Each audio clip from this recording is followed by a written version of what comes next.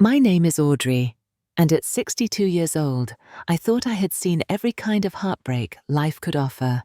Standing outside the grand ballroom last Saturday evening, watching my son's wedding guests stream past me with their elegant invitations, I felt a familiar hollow ache in my chest. I had raised Marcus alone for 23 years, building an empire from nothing to give him everything I never had. Yet here I was, holding a name tag that would shatter everything I believed about family love and respect. Before I share what happened that changed my life forever, please let me know in the comments where you are watching from around the world. Hit that like button if you have ever felt undervalued by the people you love most. And please subscribe, because this story will show you how sometimes losing everything is actually the beginning of finding yourself. Trust me, you will want to hear how a simple piece of paper became my greatest awakening. The wedding planning had started 8 months earlier, with such promise. Marcus called me on a crisp October morning, his voice bubbling with excitement as he announced his engagement to Jessica. I remembered dropping my coffee mug, the ceramic shattering across my marble kitchen floor, as pure joy flooded through me. After 15 years of watching my son navigate failed relationships, I finally thought I was gaining the daughter I had always dreamed of having. I threw myself into wedding preparations with the enthusiasm of a woman who had been waiting decades for this moment. The venue selection took 3 weeks of touring every elegant space within 50 miles of the city. When Marcus and Jessica finally chose the grand ballroom at the Heritage Hotel, I did not hesitate to write the check for $35,000. The catering came next, another $42,000, for a menu that would feed 200 guests with prime rib salmon and all the luxury touches Jessica had circled in those glossy bridal magazines. The flowers alone cost $18,000. Jessica wanted white peonies, gardenias, and cascading orchids, the kind of arrangements you see in celebrity weddings. I watched her eyes light up as she described her vision, and I felt such warmth, knowing I could make her dreams come true. Every vendor meeting, every tasting appointment, every decision felt like we were building something beautiful together. My real estate empire had started small when my husband died 15 years earlier, leaving me with nothing but a mountain of debt and a 10-year-old son to raise. I learned quickly that tears did not pay mortgages, so I studied, worked 18-hour days, and clawed my way up from selling small condos to developing luxury properties. Now I owned 3 buildings, including the downtown penthouse that had become my crown jewel. The monthly income from my properties exceeded what most people earned in a year, but money meant nothing compared to the joy of finally planning a family celebration. I imagined hosting holiday dinners with grandchildren, teaching Jessica about the business, building a legacy that went beyond bank accounts and property deeds. During one particularly memorable afternoon, we spent 4 hours at Nordstrom, looking for mother-of-the-bride dresses, though I noticed Jessica seemed more interested in her phone than in helping me choose. The warning signs were subtle at first. Jessica stopped responding to my texts about wedding decisions, claiming she was busy with work. When I offered to host the bridal shower, she said her sorority sisters had already planned something small and intimate. I was not invited. The rehearsal dinner was handled by her family, despite my offer to cover all expenses. Each exclusion stung, but I told myself that young brides get overwhelmed, that traditions vary between families. Marcus seemed different too, more distant during our weekly dinners at the country club. When I asked about wedding details, his answers became shorter, vaguer. He stopped asking for my opinion on decisions that would cost me thousands of dollars. Still, I pushed aside the growing unease, focusing instead on the happiness I felt, knowing my son had found love. Wedding morning arrived, with spring sunshine streaming through the floor-to-ceiling windows of my penthouse.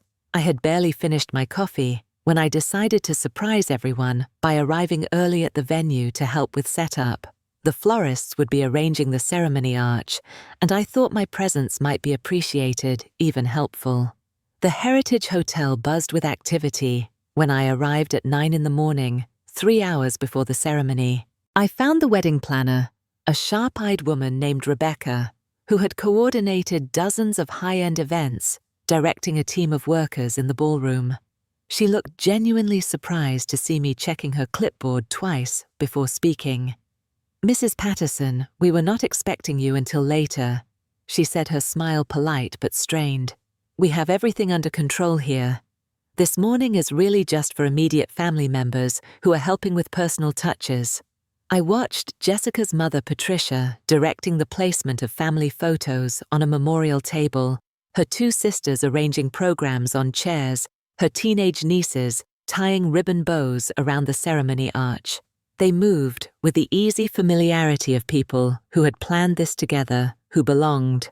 I stood there in my carefully chosen outfit, a navy blue dress with pearl buttons that had cost more than most people's monthly salary, feeling overdressed and out of place. Patricia glanced up from the memorial table and gave me a brief nod of acknowledgement before returning to her work. No warm greeting, no invitation to join them, no recognition that I was the mother of the groom who had paid for everything they were arranging. The contrast between her treatment of me and her animated conversations with her own daughters felt like ice water in my veins. I wandered toward the reception area, where tables were being set with the expensive linens and centerpieces I had chosen. Finding the seating chart displayed on an ornate easel, I scanned the elegant calligraphy for my name. Table 1 held Jessica's immediate family. Table 2 seated her grandparents and aunts. Tables 3 through 7 accommodated her extended family and close friends. Finally, at table 8, tucked in the back corner near the kitchen doors, I found my name listed alone. The placement felt deliberate, calculated. Jessica's great aunt, whom she had met twice, sat at table 4. Her college roommates occupied table 5. Even Marcus's fraternity brothers had been placed at table 6, closer to the head table than his own mother. I stared at that seating chart for several minutes, trying to convince myself that it was simply an oversight, that Jessica had been too busy to notice the implications. Walking back through the venue, I heard Jessica's sisters laughing near the bridal suite. One of them said something about Marcus's uptight mother, who thinks money can buy friendship. They did not see me pause behind the pillar, did not notice my hands trembling as their casual cruelty hit its mark. I left the venue quietly, spending the rest of the morning alone in my hotel room, looking through old photographs of Marcus growing up, trying to remember when I had lost my son. When I returned for the ceremony, an usher guided me to the third row, explaining that the first 2 rows were reserved for immediate family. I watched Jessica's grandparents, people in their 80s, who had flown in from Arizona, take their places in the front row, while I sat among distant cousins and family friends.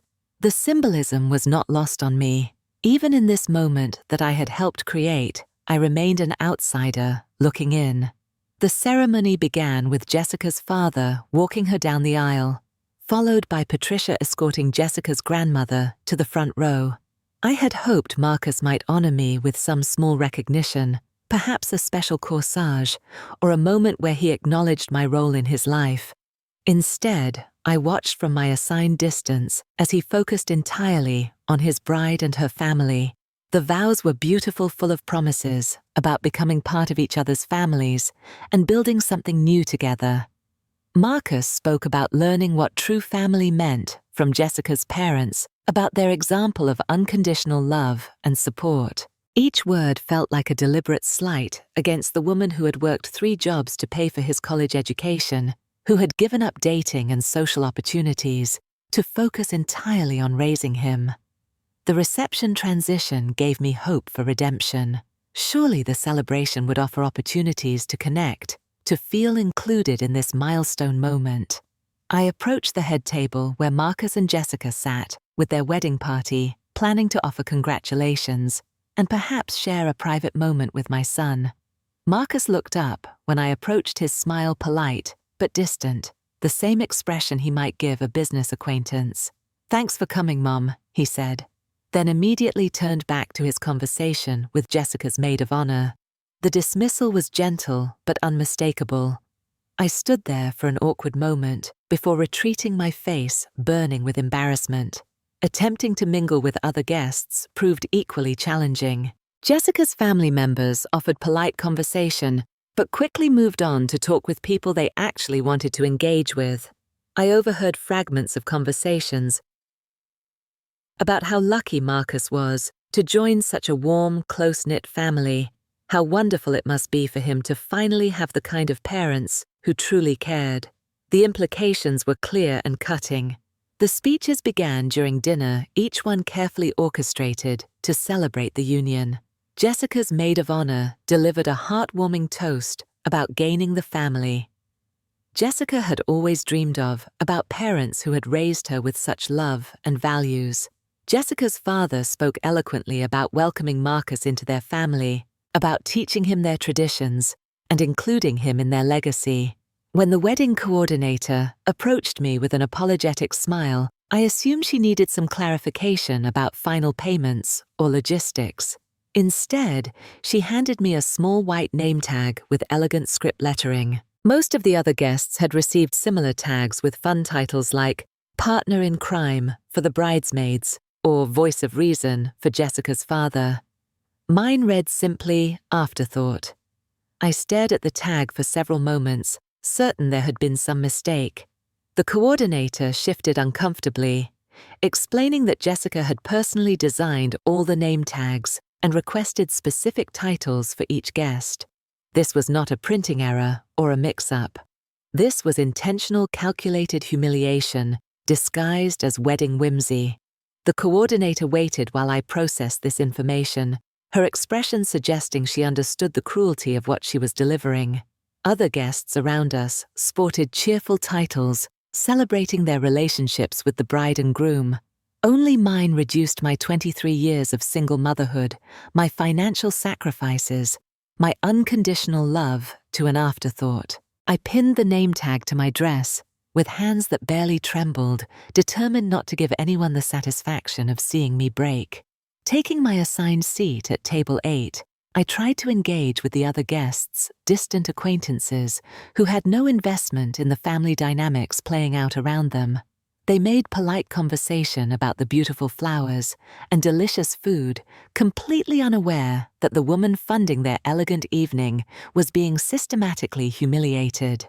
Jessica's father stood to make the traditional toast, his glass raised high as he thanked everyone who truly mattered for their role in bringing the couple together. His speech detailed the love and support that had shaped Jessica into the remarkable woman Marcus was lucky to marry. He mentioned teachers, coaches, family friends, even the florist who had worked with them for months. He did not mention me. Marcus followed with his own speech, his voice breaking with emotion as he described finding his place in Jessica's family. He talked about learning what real family meant from her parents, about their example of unconditional love and acceptance. He thanked them for showing him how families should support each other, how they should celebrate together, how they should always make each other feel valued and important. Every word landed like a physical blow. This was not thoughtless oversight or wedding day nerves. This was my son publicly rejecting everything I had given him, everything I had sacrificed for him, everything I had built for his future. He was rewriting our history, erasing my role in his life, choosing a new family narrative that had no place for me. Other guests began noticing my name tag, some laughing outright, while others looked uncomfortable and quickly averted their eyes. A young cousin of Jessica's approached my table during dessert, her child's curiosity unfiltered by adult social conventions. "Are you really just an afterthought?" she asked innocently. "What does that mean?" I excused myself to the ladies' room, my composure finally cracking after hours of public humiliation. In the elegant marble bathroom, I locked myself in a stall and allowed the tears to fall for exactly 2 minutes. Then I heard voices by the mirrors, Jessica's unmistakable laugh echoing off the walls. "Did you see her face when she got the name tag?" Jessica said to her bridesmaids. "I thought she was going to cry right there in front of everyone." "That was brilliant," one of the bridesmaids replied. "She needed to learn her place. Just because she has money doesn't mean she can buy her way into our family." Marcus was worried it might be too harsh, Jessica continued. But honestly, she needed a wake-up call. She thinks writing checks makes her important, but money cannot buy respect or real relationships. Standing in that stall listening to them celebrate my humiliation, I felt something fundamental shift inside me. This was not a misunderstanding or wedding stress or generational differences about family traditions. This was deliberate cruelty from people who had taken my generosity and thrown it back in my face as weakness. I removed the name tag, dropped it in the wastebasket, and walked out of that bathroom with absolute clarity about what needed to happen next. I left the reception without saying goodbye to anyone, without confronting Marcus or Jessica, without making a scene. I simply collected my purse, walked out of the grand ballroom, and drove home to my penthouse, overlooking the city lights. The drive home passed in strange silence, my mind processing 15 years of single motherhood with surgical precision. I remembered the sleepless nights when Marcus had pneumonia at age 12, sitting by his hospital bed for 3 days straight. I recalled the college application essays we wrote together, the scholarship interviews I coached him through the graduation ceremony, where he thanked me for never giving up on his dreams. More painful were the memories of sacrifice, declining dates because Marcus needed help with homework, skipping vacations to save money for his expenses, working weekends when other mothers relaxed, building the business that would secure his future. I had chosen his happiness over my own social life, his opportunities over my personal relationships, his security over my immediate comfort. At 35,000 feet in my penthouse, I poured a glass of 20-year-old scotch and sat in the leather chair that faced floor-to-ceiling windows overlooking the downtown skyline. Every light below represented someone else's life, someone else's family, someone else's story. For the first time in years, I thought about my own story instead of Marcus's. At midnight, I called David, my lawyer, and one of the few people I trusted with sensitive matters. He answered on the second ring, accustomed to my occasional late-night business calls. "David, I need to discuss some changes to my estate planning and property arrangements," I said without preamble. "Of course, Audrey. What's prompting this?" I explained the evening's events calmly, factually, without emotional embellishment. David listened without interruption, his legal mind undoubtedly cataloguing the implications of what I was describing.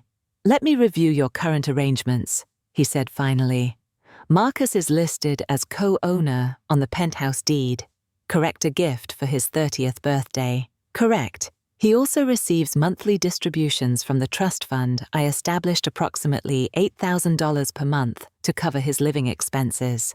And his position in your company, Vice President of Development, salary of $120,000 annually, plus bonuses. He has minimal qualifications for the role, but I wanted to give him opportunities." David was quiet for several moments, reviewing files on his end. "Removing him from the property deed will require some paperwork, but it's straightforward since you provided all the original funding. The trust fund can be modified with 30 days' notice to beneficiaries. Company restructuring is more complex, but entirely within your rights as majority shareholder." We spent 2 hours reviewing every financial connection between Marcus and my estate. Trust funds, property ownership, business partnerships, insurance, beneficiaries, investment accounts.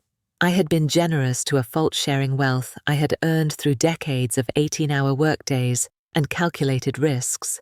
My generosity had enabled his disrespect, funded his ability to treat me as dispensable. Sunday morning, I made the necessary calls. First, the bank that managed the penthouse accounts. By 10 a.m., Marcus's name had been removed from all ownership documents and financial access. Second, my business partners, who controlled the board of directors. An emergency meeting was scheduled for Monday morning to restructure company leadership. Third, the law firm that managed my estate planning. New beneficiaries would be local children's charities that actually appreciated support and recognition. By noon Sunday, 3 legal documents sat on my coffee table.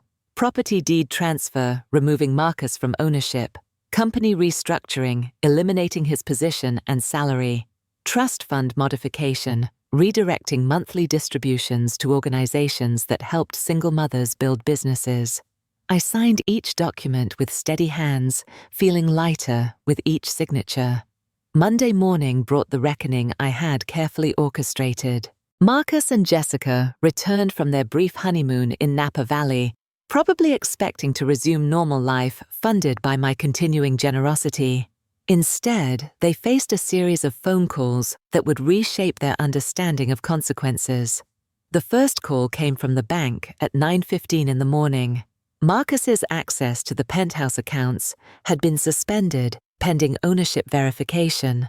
The mortgage company needed to discuss payment arrangements now that his name had been removed from all property documents. His credit cards linked to my accounts were no longer valid. The second call arrived from Human Resources at my company. His position as Vice President of Development had been eliminated during emergency board restructuring over the weekend. His final paycheck would arrive within 2 weeks, along with information about health insurance continuation options. Security would need to collect his company credit cards and building access credentials. The third call came from David's law firm. Marcus was no longer listed as a beneficiary on any of my financial accounts, property holdings, or estate planning documents. The trust fund that had provided his monthly living expenses had been redirected to charitable organizations. He had 30 days to establish independent housing arrangements. By 11 a.m., Marcus stood in my office lobby demanding an explanation. Building security called to ask if I would see him. I agreed, curious to witness his reaction to accountability after decades of unearned privilege. He stormed into my office with Jessica close behind both of them, furious and demanding that I stop being dramatic about a harmless wedding joke. I remained seated behind my desk, calm and professional, as I would be with any other business matter. "Sit down," I said quietly. They remained standing, Jessica's arms crossed defensively, while Marcus paced behind the leather chairs. "The name tag was not a harmless joke," I continued. "It was calculated humiliation designed to put me in my place after 23 years of putting you first. You succeeded.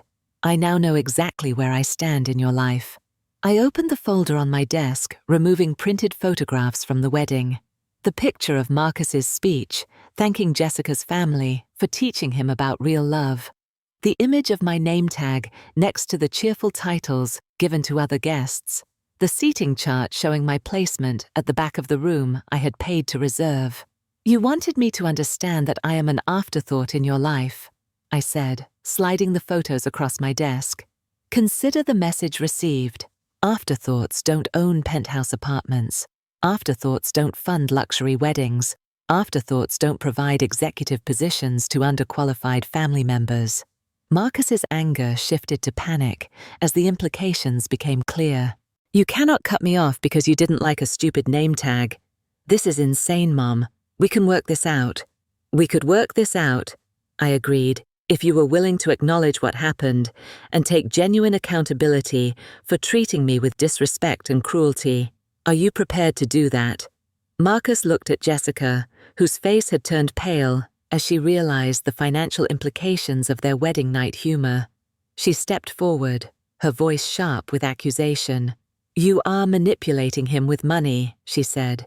"This is exactly why we needed to set boundaries. You use your wealth to control everyone around you."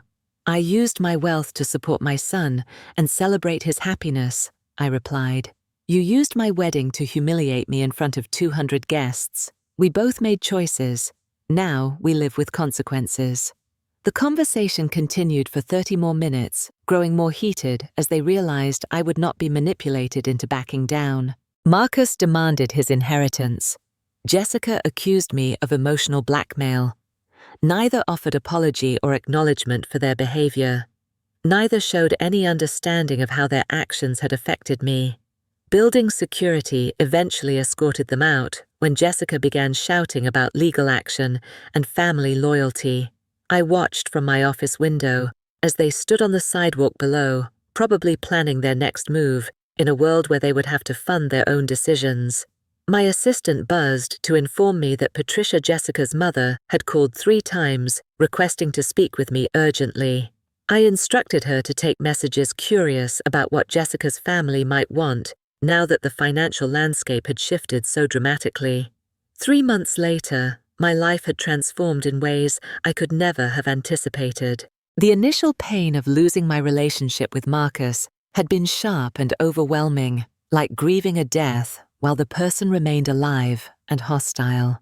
But as weeks passed, I began to experience something I had not felt since my husband died freedom. My Tuesday and Thursday evenings, previously reserved for dinners with Marcus, became volunteer shifts at the Women's Independence Center downtown. The organization helped domestic abuse survivors rebuild their lives, teaching job skills and financial literacy to women who had escaped controlling relationships. My business background proved invaluable in helping them understand credit savings and investment basics. Working with these remarkable women opened my eyes to patterns I had been blind to in my own life. I had enabled Marcus's financial dependence, the same way abusive partners create dependency in their victims. My generosity had removed his need to develop independence, responsibility, or gratitude. I had confused enabling with love control with care. The support group I joined met every Thursday evening in the center's conference room.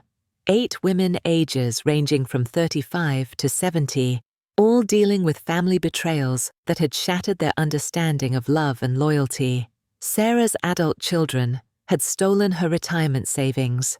Linda's husband of 40 years had left her for his secretary and demanded half of the business she had built. Margaret's son had used her credit cards to fund a drug addiction, then blamed her for not supporting his recovery.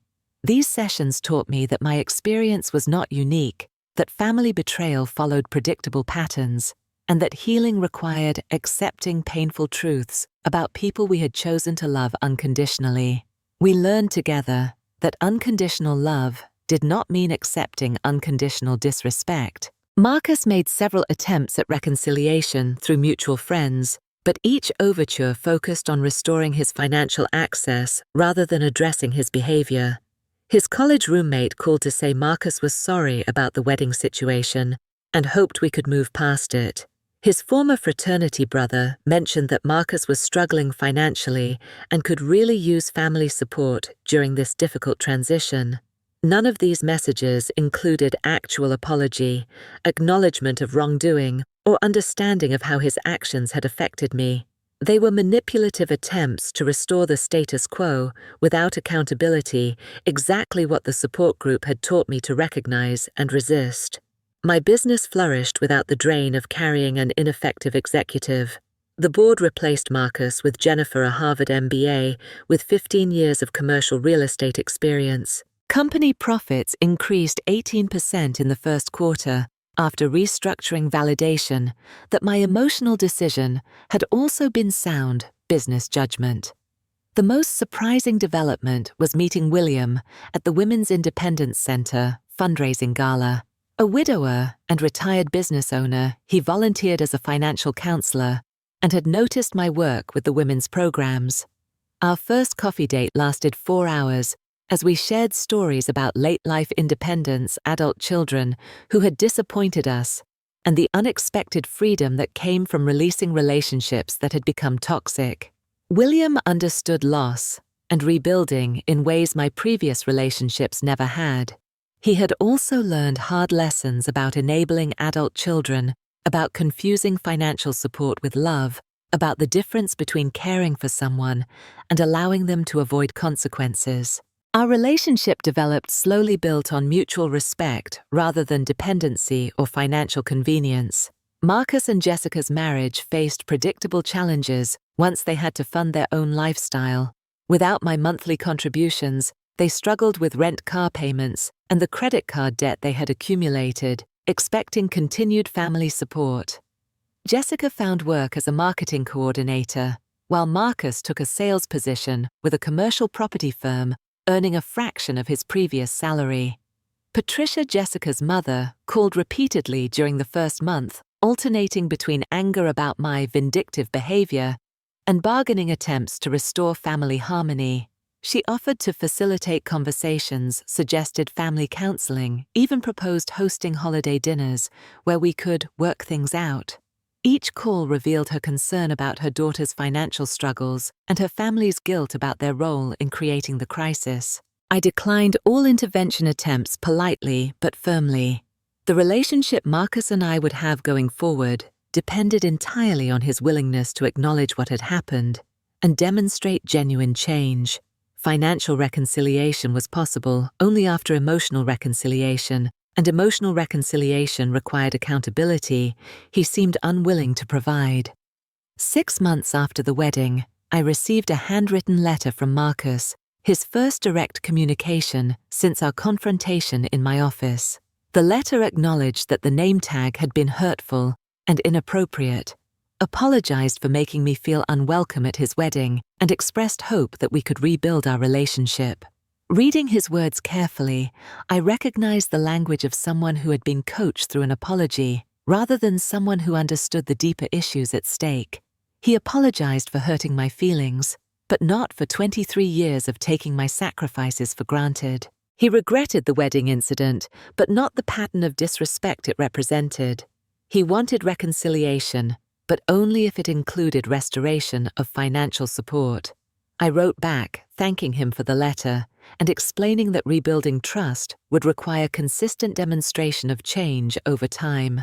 I remained open to relationship, but would not resume financial support until he had proven his ability to manage independent adult responsibilities. The choice was his to make. He never replied. The truth I learned through that painful year was both devastating and liberating. I had spent decades trying to buy my son's love and respect through financial generosity, creating a dynamic that made genuine relationship impossible. He learned to see me as a resource rather than a person, to value my contributions rather than my presence, to tolerate my company as the price of my support. When I stopped funding that transaction, when I demanded actual relationship based on mutual respect, he chose to walk away rather than do the work of becoming the kind of person worthy of real love. That choice revealed everything I needed to know about who he had become and what our relationship had actually been. Sometimes the greatest gift you can give someone is allowing them to face the consequences of their choices. I spent years trying to protect Marcus from discomfort, struggle, and failure.